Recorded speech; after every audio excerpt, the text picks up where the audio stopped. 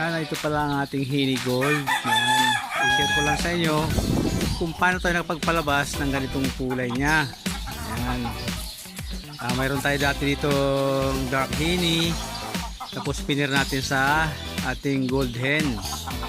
Ayan po ang lumabas ng ating Henny Gold. Yan.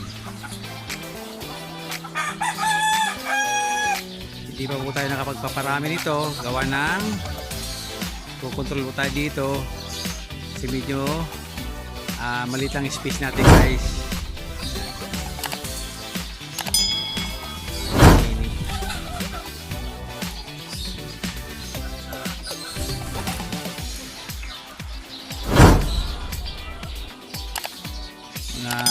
Going to 4 po siya guys, 4 years old, at mini-maintain po natin siya dito.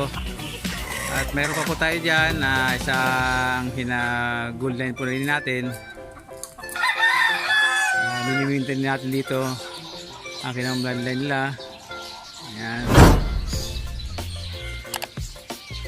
Yung mga Henny Gold. Gusto niya yan dumapo.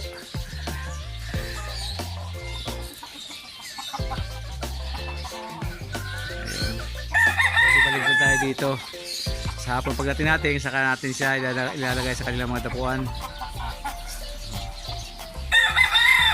Gusto niya dumapo.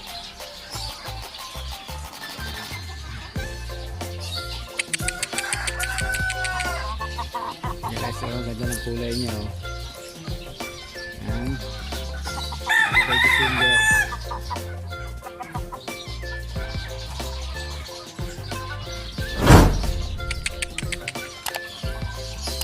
Si baka ating yung false spark din naman ng ating tunid guys.